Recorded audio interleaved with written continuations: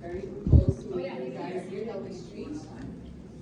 We take care of your area, so if you ever need us, I might be coming to the call, so you might see me again. But you don't want to see me again, do you? No, maybe not. Maybe for presentations. So yeah, we're going to talk about student safety a little bit, and just so you know the rules, if you have any question, you can put your hands up and ask me the question. But if you have a story to tell us, then we save it for the end. Do you understand the difference? Like if you want to say, if your question starts with a what, how, where, then we can address it. But if you want to tell me once this happened to me, then we can talk at the end. Okay? Interrupt me at any time. Feel free to interrupt me. Let's go. Okay, first I want to introduce you guys to a police officer. I am an actual police officer that goes out on the road. Everything I have here, all my colleagues out there, they have the same. So I'm going to show you some of the stuff that I have in my uniform so you know. And I will teach you how to recognize a police officer. I need my hands. Okay, so we have a radio. The radio is live right now. So if they start talking, then we can all be quiet and kind of listen a little bit just to see what is happening outside. But it is in real time. So thankfully, nothing's happening right now. See, the volume is up. Nobody's talking. So there's nothing happening in our division at this very moment. There are a lot of calls. The officers are probably busy on calls. But once they become available, then the dispatcher will call them for another call. And then we're going to be able to hear the call a little bit. So the radio. We must have a radio, all of us, officers, so they know where we are at any time. Right now, the entire division knows that I'm here. So if I call for help, a bunch of officers are going to come here because they know I'm here. It's for safety reasons, obviously. In this pocket here in the middle,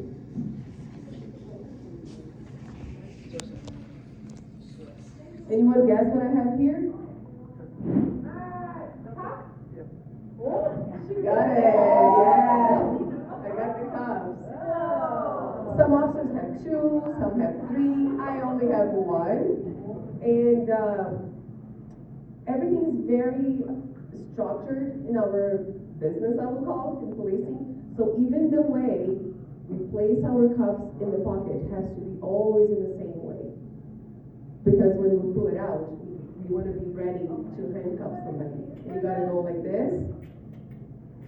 This side doesn't open, you see? So if you have it twisted, we're not gonna be able to handcuff somebody real quick.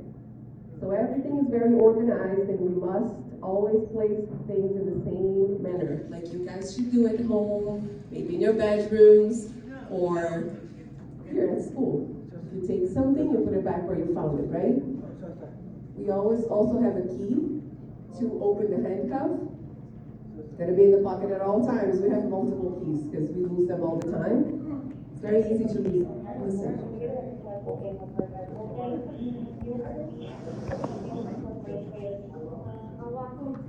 You see, they're talking codes a little bit, so not everybody will understand. But they are calling for a unit to go to a call. I'm gonna put the radio down because there probably will be a lot of conversation now. Yes. On this side here, we have a taser. We have pepper spray. Did you guys bring that? We have all these options here if we needed to. We don't want to use anything. We want to be able to come and talk to you and solve the problem. But you know what police officers do, right? And I will tell you a little bit more about what we do. On the other side, we have a gun, which is a firearm, and flashlights. We also have a baton. So it opens up like that, and then we can maybe break a window if a dog is inside a car, or we can break a window of a house if Perhaps maybe inside the house, maybe a child is alone in the house. We can use it for many, many things. Let me just close it.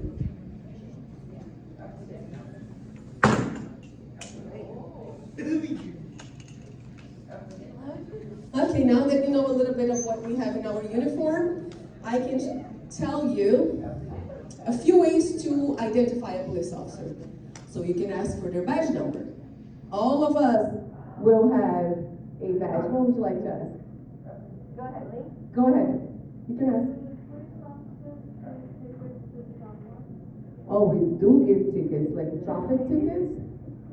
Yes, we do that all the time. We're actually going to talk about that in the end a little bit, because there are some rules for you guys too. Even if you don't drive a car, there are some rules of the road that you have to follow as well. So we have a badge. My number is 12422. You're going to find that number in my hat and also here on the side. That is me right there with my partner, if you can see the picture. So just so you see how we have all to dress in the same way. We all have a badge number that is unique to each police officer. We all have to wear the blue uniform unless we work inside or we are undercover. Other than that, we have to wear the full uniform. Any questions about what else a police officer has to be wearing? Go ahead. How heavy is the vest? Well, some are heavier than others, but mine is about 18 kilograms. Whoa! Yes. And when we train, when we practice, we use a vest, a weighted vest, so we can get used to the weight. Go ahead. Is that a taser on the other side? Yeah, the yellow one is a taser on this side. And if I remove any of my weapons, there is a little device connected to them, just the gun and the taser, that will trigger a camera at the station, so they know what is happening. I cannot take them out. And if I do, any officer, when I say I'm talking about any police officer, if we use any use of force, we have to explain why we did it. Where do we keep them? In the pockets here. Yeah, don't tell anybody though. How many? It's not a huge percentage. Now it's getting there. In my platoon, to give you an example, we have about 26 police officers and only 3 girls. We're getting there, but it's still, and I would encourage anyone who wants to apply as a female or anyone really. We need people. It doesn't matter if you're a woman or a man or whatever you are. We are looking for people to help us. Is it 26 boys and 3 girls? Yeah, just in my platoon. I'm not talking about the entire service. Maybe the entire service would be maybe, I'm just guessing, maybe 20%, 20 to 30% females. But more females are applying. We have a lot of programs to also encourage them to apply. The physical test is hard.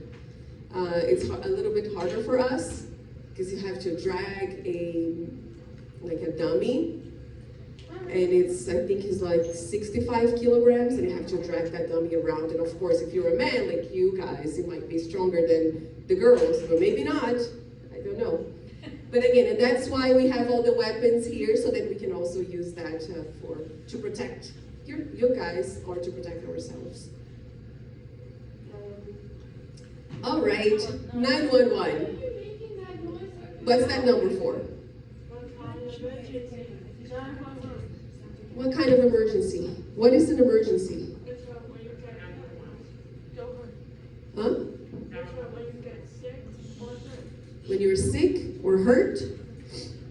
It could be, because the 911, if you call, they will ask you, and you're not, when you call 911, it's a dispatcher, like it's a group of people who will answer the call, and they will ask you, do you need a fire, the ambulance, or the police? Exactly. So,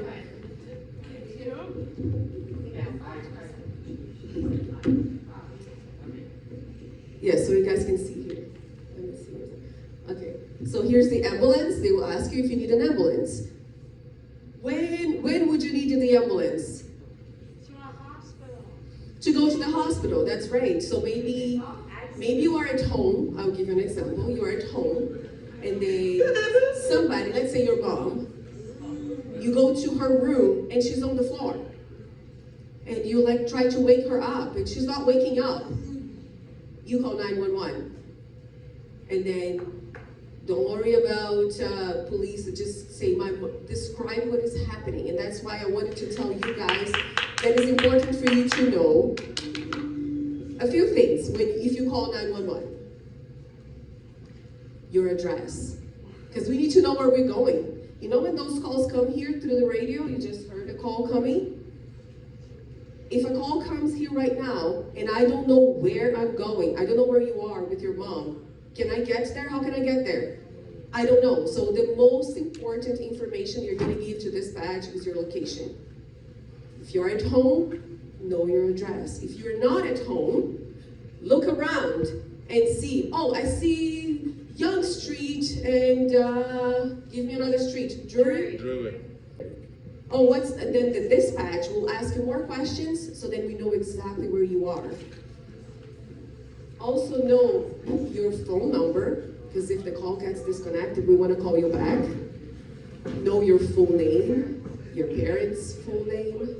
What else? And be calm is what I mean. I know it's hard if you are panicking a little bit, because somebody's, especially if it's a child or our parents, a family member, of course we're going to have emotions and that's okay. But we need the information, the essential information. So it would be good for you to just breathe and then say, that's my address. Everybody knows their address here, their home address? If you don't know, when you go home, ask your parents and then write it down so then you know. What else do you need to do? Oh, explain what is happening. Go ahead. Fire as well, but that's for the firefighters. So what happens is that, and that's why I'm trying to tell you, it's important for us to know where you are and what is happening so we can send the help that you need. But if you cannot explain, we'll send all of them. It's going to go the police, fire, and the ambulance. All of them are going to come. So in every case where we don't know what is happening or you're not able to tell us, we're going to send all of them, the fire, the ambulance, and then we might even go lights and sirens. Have you seen the lights and sirens of the police car? I don't know if they're allowed, but in the end, if they want to come out and look at the car and the lights and the sirens, we can do that at the end as well, or I can come back another day as you wish. And then listen to the instructions. Why? Because the dispatcher is going to tell you what to do. In the example of your mom on the floor, they might tell you, can you check if she's breathing? Can you see if you can speak with her?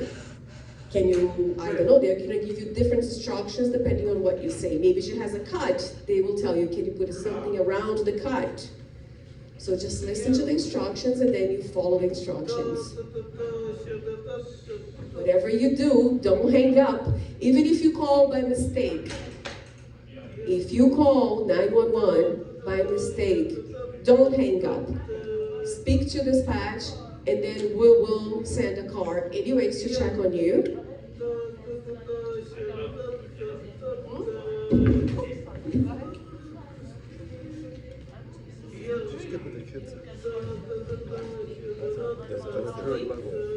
Oh, I think you watched the movie? Okay, let them try their best. Good? Okay. Don't hang up. We all understand that? Okay, good. All right. So we're going to talk about our hands a little bit today. That's one of my favorite subjects because there's so many things we can do with our hands. See, you can clap. You can put your hands up to ask a question. Right? What else can you do with your hands that is like a good, just positive things you can do with your hands? I want examples. Tell me something good, something good you can do with your hands. You can wash your hands. You can help your parents do the dishes at home. You can draw. You can do your homework. What else? Oh, you can fix something. You can fix a car. You can write a book. You can use basic signs for like sign language. Absolutely. You can, if you can use your hands to communicate. And what else we have there? Oh, maybe, maybe the adults here can build a house. I don't know. Right? There are so many things you can do with your hands, good things. Now, there are also bad things you can do with your hands. Can anyone give me an example of something bad you can do with your hand? I'm losing them.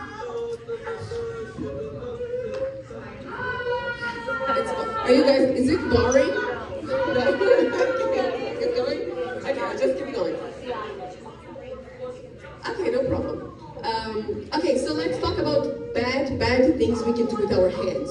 We can hit somebody, right? We can hit somebody, we can steal money, we can use weapons to hurt somebody, we can pull somebody's hair. Those are all bad things we do with our hands. But we can make a mistake as well. Maybe we can break a dish. And that's okay. It's okay to make a mistake with your hands. And you can do stuff with your feet too, like you can jump, you can run. But I want to really focus on the hands. Why? Because if you make the wrong decision of what you're going to do with your hands, you might end up in handcuffs. They're called handcuffs for what a reason. It's because we don't know what you're going to do with your hands. It's really your decision 100% your hands. But if you choose to do something bad with your hands, then you might get in trouble with the police. And you don't want that. I don't know if you guys ever seen a movie where, I see that in real life all the time, but I will talk about a movie where you call the police, you call 911, and we get on the scene. What's one of the first things that we are going to say? Put your hands up. I want to see your hands. Take your hands off your pocket. And then maybe somebody has their hands in their back. We don't know what you're holding. And we want to protect you and others. We don't know if you're going to take something from behind your back and hurt yourself, or maybe hurt somebody. So if the police ever ask you, show me your hands, please don't get offended. It's just because we don't know what you're going to do with your hands and what you are holding in your hands. So for your own protection, and it doesn't mean anything, it doesn't mean you're a criminal or anything, it's just that we don't know. And that's why I wanted to give you that message today, that be very mindful of what you do with your hands. Because you can be building a house, or you can be in handcuffs going to jail because of your choices. Can I just interrupt for 1 Go second? ahead, please. And just say to the kids, if the police officer just says to you right now, guys, show me your hands, what do? Everybody put their hands up. Good, I love that. Okay. I love that. Let me see your hands. Good, okay, thank you. Perfect. And I want to see your hands at all times if I am at a call. Because at any moment, you might put your hand in your pocket, and then you have something that might hurt somebody, like a knife, or you might even have a pill that you're going to take, and then you're going to hurt yourself. We don't want that. And that's why we do what we do. And the next time you hear a police officer on the TV or in person saying, take your hands off your pocket, you will know why. And don't take it personally. I guess we understand that. Oh, just like very, very quickly, it's another subject, but it's also something that you do with your hands, which is, I'm guessing everyone has a phone, or maybe you have access to a tablet or some sort of online access, WhatsApp, Instagram. Just be very careful what you do when you are on your phone for many, many reasons. One, you don't know who is on the other side. When you're talking to somebody online, you don't know who you are really talking to. Unless you're talking to your parents or a friend that you know. But if you're on Discord, you guys use Discord? You do. Or WhatsApp or any messengers. Just be careful if you're talking to strangers. Okay? Because there are good strangers and there are bad strangers. For example, I'll give you an example of a good stranger. A police officer. A police officer is a stranger, it's a stranger. But I showed you today how to know, how to recognize a police officer. So then, it's safe to approach a police officer. A doctor that is dressed as a doctor, he's at the hospital, maybe a nurse. Those are strangers, but you know they are the good type of strangers. Maybe a firefighter or a paramedic. But then somebody who's not wearing any uniform, and you see them on the street, and you've never seen them before, those are not good strangers. You do not want to go to them if you need help. Or even talk to them at all. So online or offline, just always know who you are talking to. And we're not going to go through this. It's too much. Okay. It's not going to be a very, very long presentation. I'm just going to skip all this cyber stuff. I'm going to talk now about road safety. Who walks to school here? You guys walk to school? Or a bicycle? Oh, the bus. Okay, you guys are good then. But I'm sure at some point you have to cross the street. When you're crossing the street, before you even step on the road, what do you do? Check both ways. Yes, you look both ways. I don't know if that's what she said, but that's what I've heard. You look both ways. You look to the left and you look to the right. No cars are coming. No. Is it safe to cross? No, not yet. If the how do you call this gentleman here? The crossing guard tells you to stop. Don't go.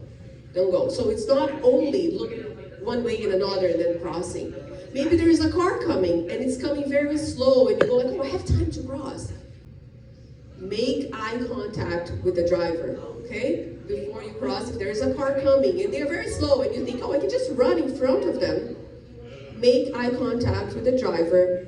They see you, you see him, then you cross the street. I just want you guys to be safe on the road because it's very dangerous out there with the cars.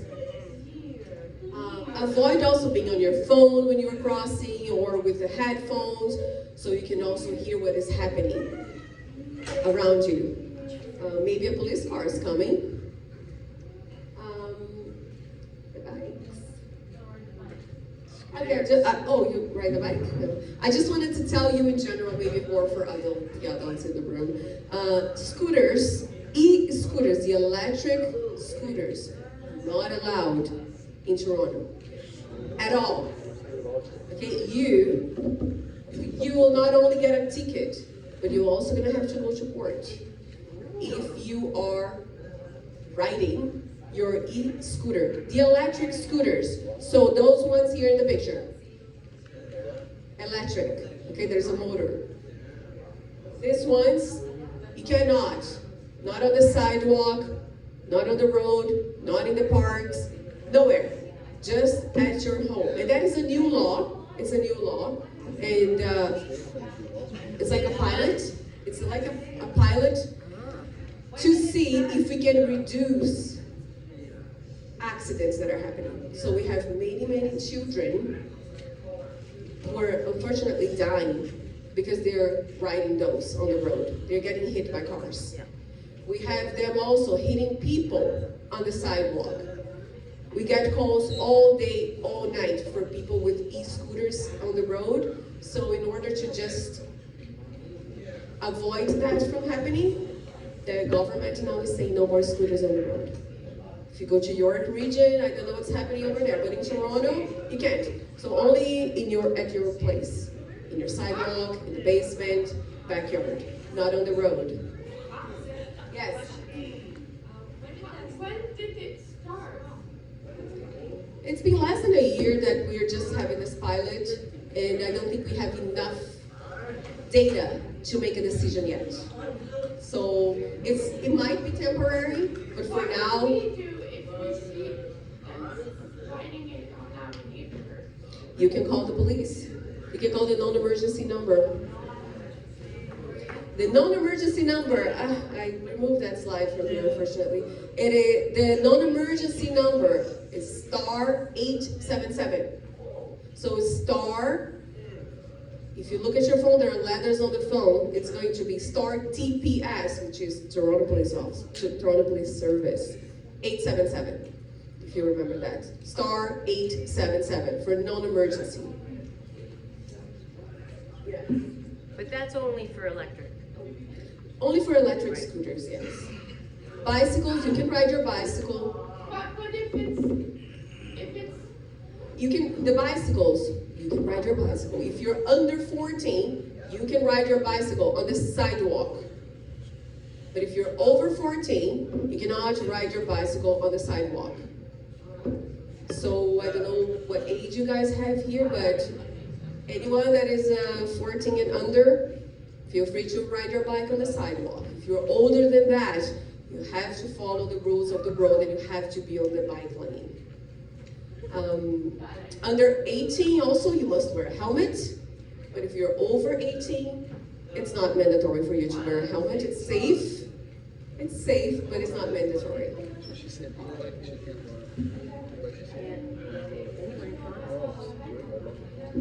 And the seatbelt. that's if we're in the car. Yes, that's when you're in the car. So you are a passenger in the car, your parents are driving. It's not only the seatbelt. Don't be fighting with your siblings in the back. Don't be asking for too much, unless you really need to go to the washroom or you're really, really hungry. You can communicate with your parents, but don't be too loud because you're going to distract them. And driving a car is a very, very... And we have to follow the street sign. You do. Go ahead.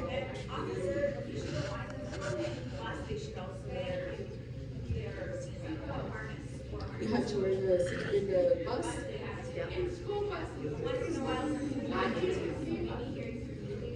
Yeah, so if your school bus, because I know some of them do not have seatbelts, but if your school bus has a seatbelt, you must wear it. If the seatbelt is there, you must wear the seatbelt.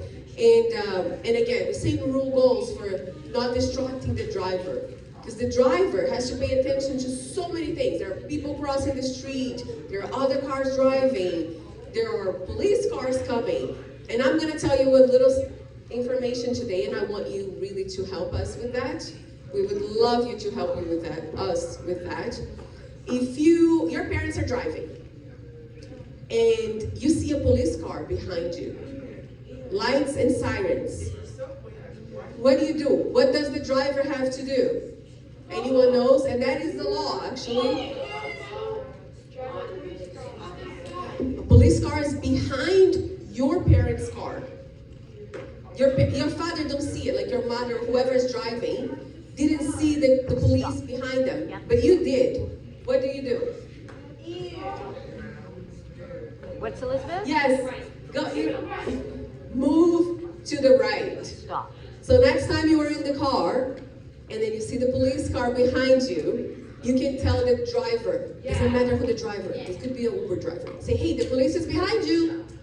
Pull up to the right side. And then he might say, well, what if they're looking for me? Well, then we're gonna pull up to the right side as well, right behind you, right? But in any case, you must always pull up to the right side. Don't stop where you are. I beg you, do not stop where you are, because you're blocking the road. It's okay. When you see the police behind you, you don't have to stop where you are. You have to move over, move out of the way to the right side. We always drive on the left side. If you see us on the other side of the road or on the right side, it's because we are really desperate because nobody's getting out of the way. So we have to go around you. If you guys could help us out, and then always move to the right. And that is also, you don't want to get that ticket because it's a very, very expensive one. And the same thing for the ambulance and for the firefighter. Same rule. Always move to the right. The only difference really is that we might be looking for you. The fire and the ambulance, probably not.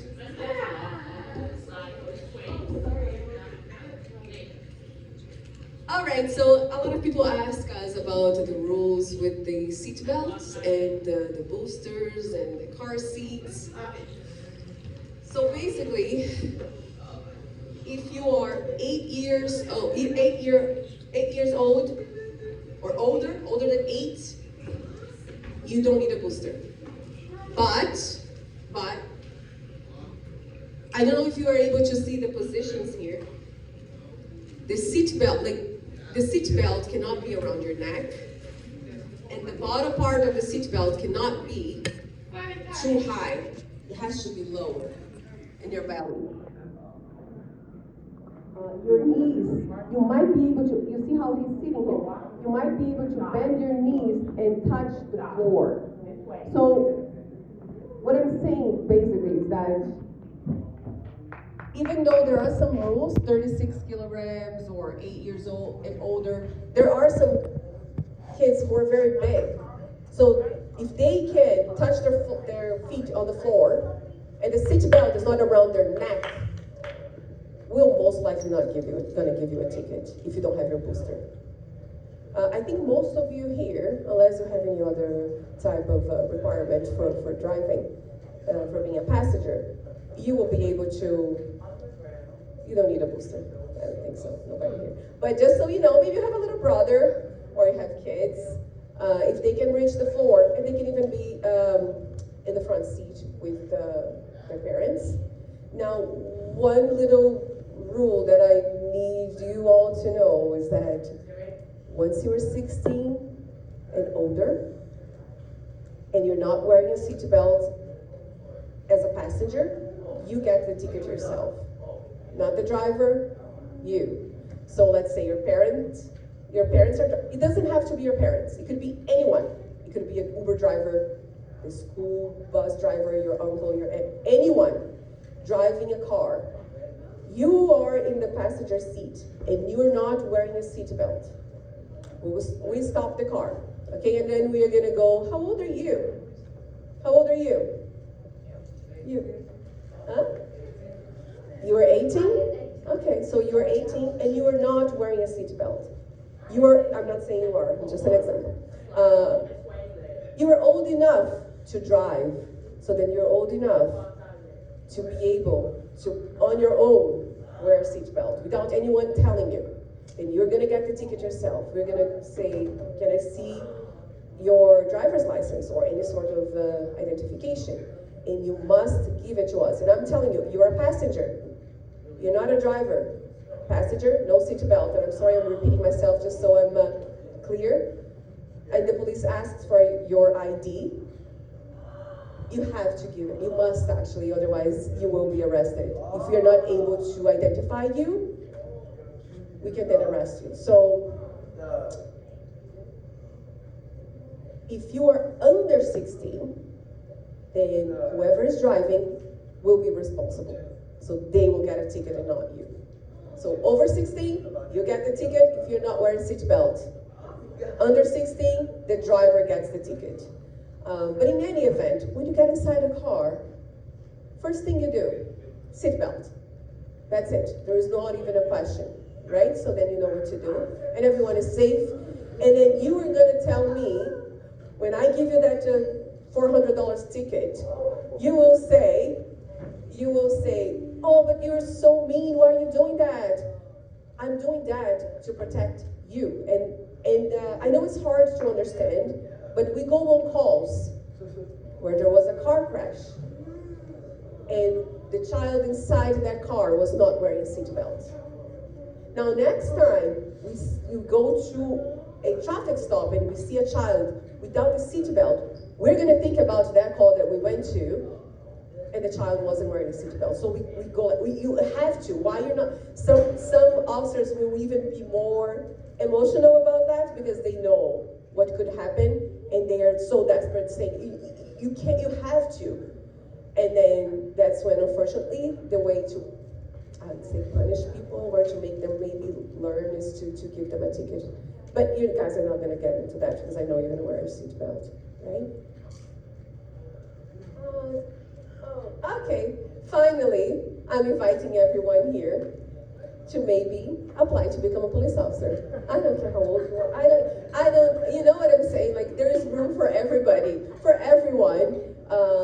We just hired somebody who's 54 years old. So age is not a problem, but for anyone, or if you know somebody who is interested in becoming a police officer, just encourage them, okay? You can even tell, yeah, if you know anyone. Do you know anyone? I feel like you guys know somebody who wants to. Do you have programs for students with disabilities? We have a program that is called the EP, like the youth program, but I don't know if it's for everyone. I can look it up. It's a volunteer. Yes, we might. I will look into that. But in any event, if you know somebody, maybe you have a brother, a sister, a parent, or anyone who is interested in applying, we would love to talk to you. And we need people, like, especially if you speak a different language, like you probably can tell by my accent, I don't know. And sometimes we need people who speak other languages because Canada is very diverse. Go ahead. Please train. We have a lot of, we do have training for autism, and actually at the police college, we have a whole presentation where an autistic person comes to talk to us and teach us. Him and his parents, they come and then they teach us how to do.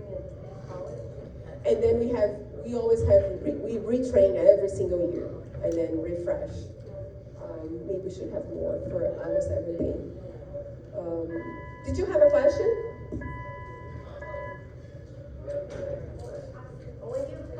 Come. Let him come with you. No, it's fine. Well, Come. You want to ask the question in the microphone so everyone can hear you?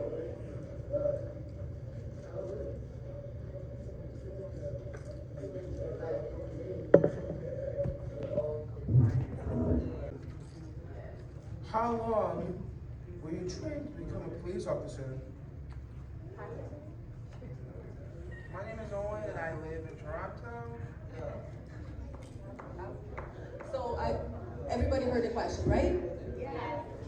How long is the training? The training never stops actually for police. But for you to be a full-on police officer, I would say it's 4 years. 4 years. 1 year is just studying, like you guys are doing right now. We are in the classroom and we are at the police college academy, and then we get with a coach for about 3 months. And then for the next 3 years, we're just gonna be going to different units for training and training and training. It's constant training. Training never stops. For the rest of your career, you will be training in this different topics. Yes, so I'd say 4 years the minimum, but then it continues for the rest of our career, really. I have training next week. We gotta go down to the police college to train firearms or taser or how to deal with different situations. So to answer his question, it really never stops. It's constant training. I am in a training spot right now. So if you guys call somebody to come here maybe after April, there will be somebody else in my position, because every spot is almost like a training spot where you go through for maybe 2-3 years and then you move on to another spot. We are always moving around. We have almost like 150 different units within the service. I just want to show you a little video in the end. It's just really the police and some of the things that we do, because some of us have dogs, some of us work with horses, or the bikes, or the boats. So it's just a little video, if you guys can watch, and then it will be the end.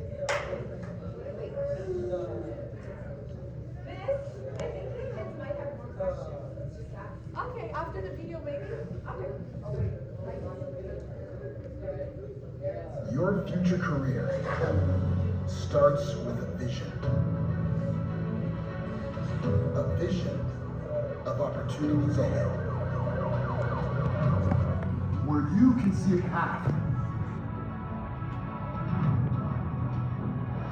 to a noble career, serving the city of Toronto.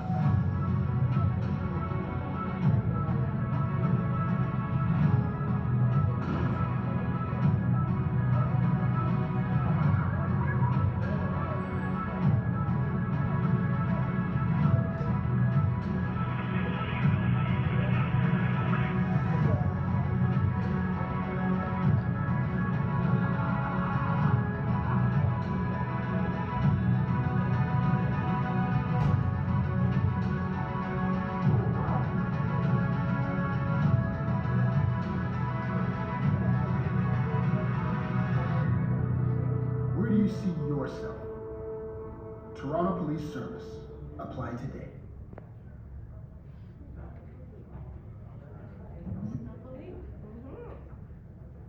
Okay, just so to be clear, I'm not here to recruit. It's not my job. It's not my job to recruit. But I love that video, and we really don't have a lot more to show the entire service. That is just an internal video that we have.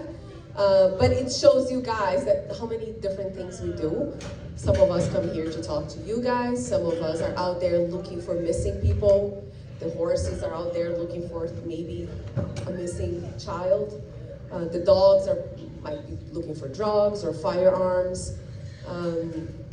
Yeah, so that's just the message in the end, that we are here to help you guys, and if you need us, we want you to be able to approach us and talk to us. I don't know if you guys like to go to the Yorkdale Mall, but there are always 2 police officers walking around the mall, at least 2 officers there. Sometimes I go, I'm going this weekend. So if you guys see us there, feel free to approach us and then ask for a sticker. I brought stickers for everybody. I don't know if I'm allowed to give it, but with the principal's permission. We have stickers, so in the end, in each way you want to organize that, we can give it to everybody. We have enough for everyone. Do you guys have any questions, any stories, any comments, or anything? Go ahead. So Jason gonna have the question is, what are you wearing underneath your uniform to protect yourself? Okay, so I just really have the vest. The vest is bulletproof, but everything else is really exposed. Unfortunately, one of our officers just got, fortunately I'd say, he got shot in the head, but he went through his hat and just damaged the hat. But there is no protection, like the hat is like a normal baseball cap. I wish there was a shield here, right? Yeah. Some sort of, but there isn't really, it's just the vest that is bulletproof. And yeah, the rest is really normal clothing. What's the biggest bad guy? The biggest bad guy story? Worst bad guy story? Oh, the worst one? It's really hard to disclose, but really when children are involved, for me, that's the hardest. I can give you a little short example, like 2 parents, they were at home, and then the mom went to sleep with the kids, like little babies, they were twins, 1-year-old. And then the dad decided to go in the kitchen to cook. It's not really, it's more like a fire story. So he's cooking, everything is in the stove and he's cooking, and then he decides to walk the dog while the food is cooking. So he goes outside, gets distracted, walking the dog, and then we get a call. The entire unit was on fire. The fire was so bad that we couldn't even go inside. We wouldn't anyways. The police doesn't go inside unless the firefighters are taking too long. Then we might go inside to try and save somebody. But it was the smoke was so thick that we couldn't even go through. It was like pushing us back. But then the fire removed both children and the mother. They did survive, but they will never be the same. So those for me are when children are involved, and that's why I like to come into schools. So maybe, one little message that you get from us might help you not get us in your house or the fire or the paramedics. But other than that, I think it's too graphic for you guys. But we're out there looking for the bad guys with our lights and sirens. If you see us going through, that's because we're really trying to get somewhere to help somebody. Go ahead. This is a great presentation, thank you. Oh. And I wanted to ask, at what age can you talk to students without a guardian or parent? Okay, so if you're under 12, we'll want a parent to be there. At any point, if you're under 18, general rule, we don't want to talk to you without your parent giving us consent, because yes, they could come back and say, well, they spoke with my child without my consent. However, that being said, if you are 12 and below, you can be arrested, but you cannot be charged. So if you are 12 years old and below that, up to 12 years old, I'd say, your parents are responsible for you, so we're gonna go and speak with your parents if you do anything wrong. If you're between 12 and 18, you can both be arrested and charged. But we have a different program to deal with them, right? If you are between 12 and 18, the judges don't want to send you to jail. They want to talk to you so they can maybe rehabilitate you. I'll give you an example you can understand. Let's say you see a phone somewhere, you see a cell phone, and then you are now 16, and you go like, I'm gonna get that phone for me. And then you steal the phone, put it in your pocket, and you go. Now, that person, the owner, comes back, and he's like, okay, I know that guy took my phone, or that girl, that person took my phone. And they call us. We're gonna come and we're gonna talk to you. If you are between 12 and 18, you can be arrested for theft and charged. But what the judges are going to do, they're probably gonna say, return the phone, or pay them back. Let's say you damaged the phone. Pay them back, write them a letter saying that you're sorry. Community services, you might have to do. So they will try and rehabilitate the teenager. But if you're over 18, there is no more of that. When you're 18 and older, you are responsible for your actions, and then you are now going to have to face the consequences, right? I don't know if that was too much information, but basically you don't want to get involved in any of that. I think Balaban has a question. Balaban? Ask.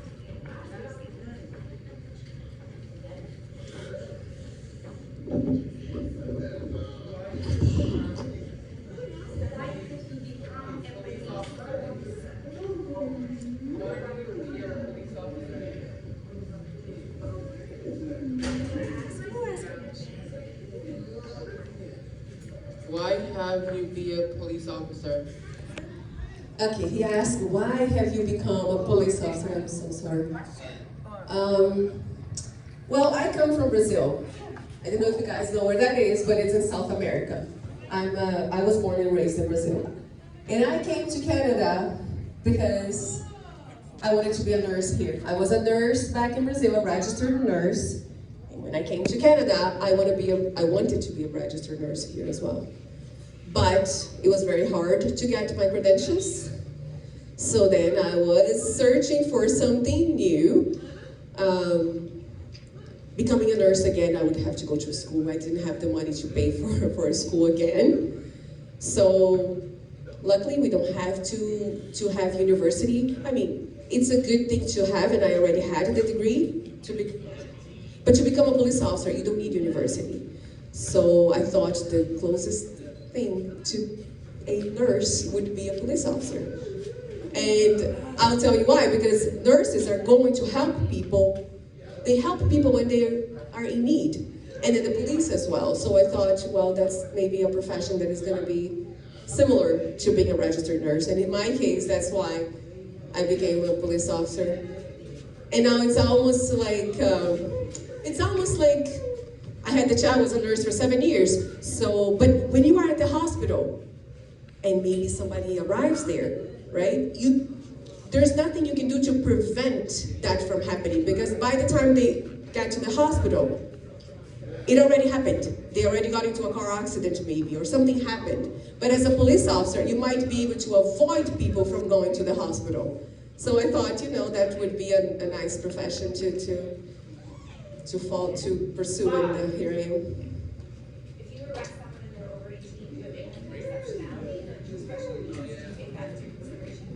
Well, but it's a very touchy subject, I would say, because the criminal code tells us that criminality comes before anything else. So having any sort of disability is not an excuse for us as police officers at our level. If we come here and somebody said, oh, he assaulted me, he punched me, and then you're gonna say, well, but I really don't understand what is happening. For us, that's not an excuse. You still hurt somebody.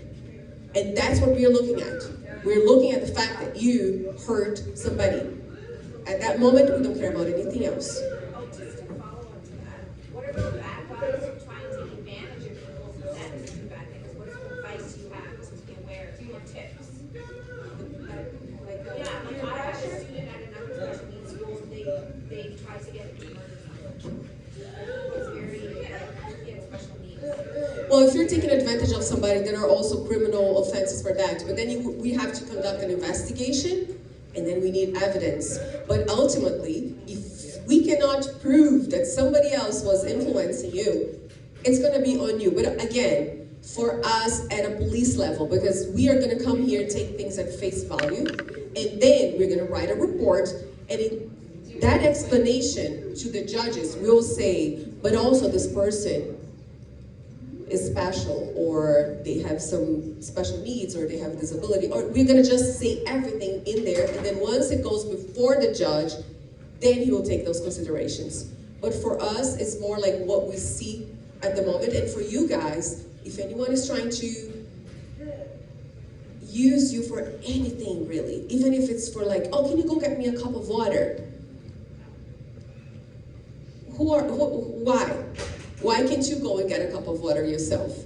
It could be something very simple that it starts very simple, but now it becomes asking you to do other things. Oh, can you go and grab that phone for me?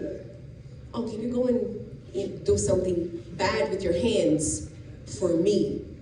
No, you're not doing that. And if anyone is asking you guys to do anything that you are not comfortable doing, go talk to your teachers, talk to your parents, talk to somebody. You can even talk to me. You can call 32 Division and say, I want to talk to the lady that came to give us a presentation. And they're going to transfer you to me, and I'm going to come and talk to you here at the school. Or you can come to the division. But just whatever, if you're going through anything, don't go through anything by yourself. Always talk to somebody if you feel uncomfortable. Online and offline. In person or on your phone. Yeah, if you're using your phone and you're not comfortable with messages or anything, talk to us. And then we're going to arrest somebody, but we might tell you how to protect yourself and be safe.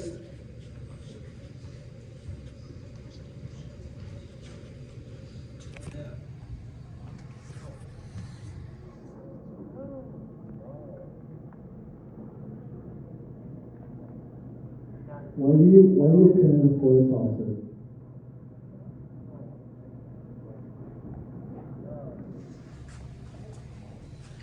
I became a police officer to protect people like yourself. I told you the whole story, but now maybe I can go a little more saying, because I want to go where I am needed. If that makes sense. Because if you're sitting in an office, you're just there. I didn't want to do that. I want to go where I'm needed. You need me at the school here? I'll be here. You need me over there because somebody's stealing at Shoppers? I'll go there. You need me on the street or on the road because there was a car accident? I want to go there. You understand? Like, I just want to go where people need me. I don't want to be sitting here waiting for people to come to me. Like, you know, like let's say I work at the bank. No, that wouldn't work for me because people are coming to me. I want to go to them, and maybe that's why. That's one of the reasons. Any other questions, comments, or concerns? Go ahead.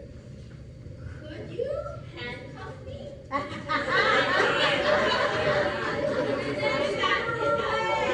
Where's the camera? Is anyone recording? Yes. I'll turn it off. I'll turn it off. You cannot put that on social media. Yeah, or police car. When I come out, if you're allowed, you can come with me and I can show you the lights and sirens. If you want to take pictures, we can do that too. I don't think it's too cold today.